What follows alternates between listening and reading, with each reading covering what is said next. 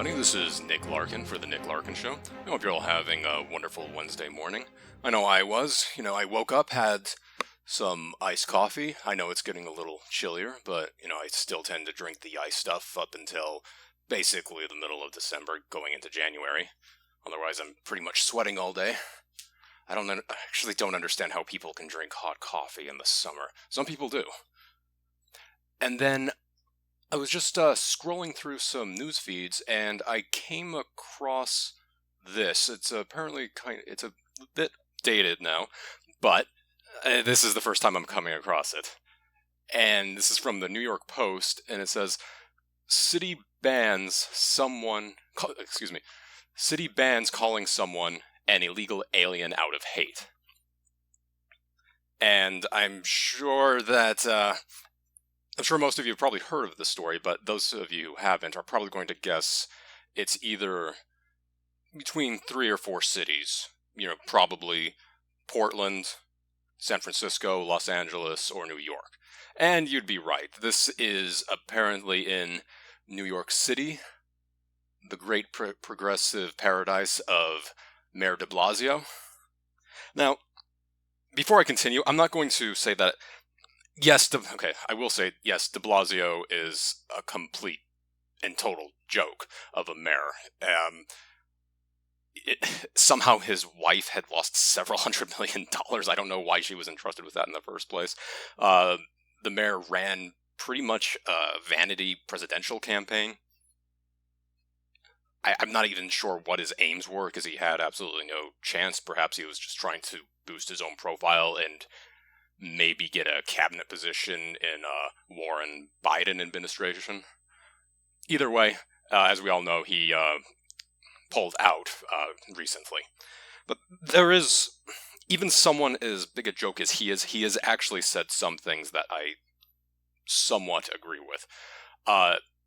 When he was on, I believe, around 2 weeks ago, he was on the Tucker Carlson Tonight Show on Fox News, and they actually came to a point of agreement, and it's one point I would agree with too, and that was helping the workforce adapt to automation. I'm not saying I agree with his proposal. His proposal was basically that companies who lay off workers for automation have to pay for retraining. I'm not saying I necessarily agree with that, but at least the issue is being talked about, because in the future years and decades, that's going to be a very big problem, especially with self-driving cars, and who knows what that's going to do to the trucking industry. But that's all beside the point. What I want to talk about today is, again, this insane policy that has come out of New York City. Again, from the New York Post, city bans calling someone an illegal alien out of hate. Well, let's read. This is from Rich Calder, Julia Marsh, and Aaron Weiss from the New York Post. And it begins, "It is now against the law in New York City to threaten someone with a call to immigration authorities or refer to them as an illegal alien when motivated by hate." Now, I hear what a bunch of you are probably saying to yourselves or thinking. Well, don't we have a First Amendment? And the answer, of course, is yes. And this is on the face of it, this is very clearly against the First Amendment and blatantly unconstitutional. And to some of you out there, you're probably confident that this will be struck down by the courts. And you know what? I tend to agree. I do also believe that this will be struck down by the courts. But let's put this into perspective as well. We're talking about New York City. What are the gun rights that people living in New York City have?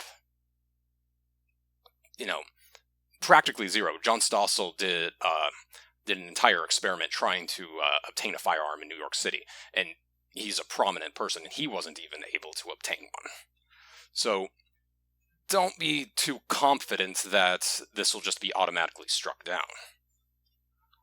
Sadly, in many places in the country, the Constitution is not very well protected, unfortunately. Let's continue. The restrictions, violations of which are punishable by fines up to $250,000 per offense, are outlined in a 29-page directive released by City Hall's Commission on Human Rights. Commission on Human Rights. This sounds more like some commission that is in the EU or in London or something. This doesn't sound like something that would typically exist in an American city. Continue. Alien, used in many laws to refer to a non-citizen person, is a term that may carry negative connotations and dehumanize immigrants, marking them as other, reads one passage of the memo. The use of certain language, including illegal alien and illegals, with the intent to demean, humiliate, or offend a person or persons constitutes discrimination. Now, I'm going to say, calling someone who is in the United States legally, whether they're an immigrant or may be perceived to be an immigrant, perhaps they're the children of immigrants and they're speaking a second language. They're speaking a language other than English. Just calling them an illegal alien or calling them an illegal immigrant I can see how that can be rude, but it's not a crime to be rude to someone.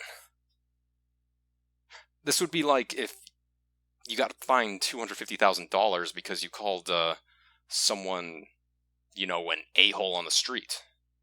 Sure, it's not a very nice thing to do, but it's not a crime. And the article continues.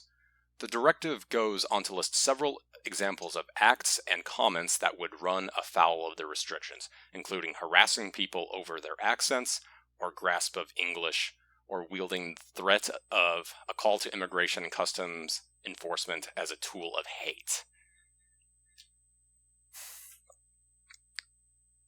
Now, don't quote me on this, but I believe that if you're calling immigration authorities maliciously, I believe that would also be considered a crime, because you can't just call the police on someone because you dislike them. So even if it's like people who, go through the McDonald's drive-thru and they run out of chicken nuggets and then they call the police on McDonald's because they're angry. You can't do that. That in itself is a crime. So this law by itself is, apart from wanting to police speech, is completely redundant. The article continues. A hotel prohibits its housekeepers from speaking Spanish while cleaning because... this is an example, An example that's being laid out in the law. A hotel prohibits its housekeepers from speaking Spanish while cleaning because it would offend hotel guests or make them uncomfortable, reads one hypothetical. Another example outlined. An Indian immigrant family complains to their landlord about mold and cockroaches in their unit. The landlord tells them to just deal with it and threatens to call ICE if they file a complaint in housing court, reads another. Again, this is redundant. Maliciously calling law enforcement is a crime.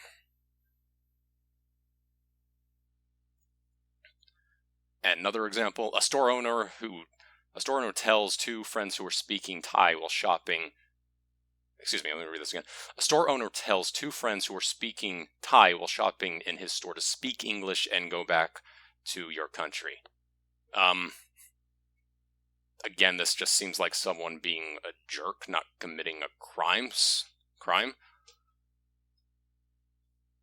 Alright, and the article continues from the New York Post. The Commission on Human Rights made clear that the directive is, at least in part, a rebuke of federal crackdowns on illegal immigration. And there you go. It's completely politically motivated. And a quotation in the article, in the face of increasingly hostile national rhetoric, we will do everything in our power to make sure our treasured immigrant communities are able to live with dignity, respect, free of harassment and bias, said Carmelin Malayas, the agency's commissioner. That's the Commission on Human Rights in New York City. Can't believe such a thing exists at a city level. The directive comes months after Mayor Bill de Blasio vocally opposed coordinated rates by ICE on the city's immigrant communities. Meanwhile, on Thursday, the mayor's Office of Immigrant Affairs announced a joint $1 million investment with the state to guarantee legal services to immigrants facing imminent deportation. You know, there are thousands of citizens living in New York City who are homeless. That $1 million could go a long way to help them.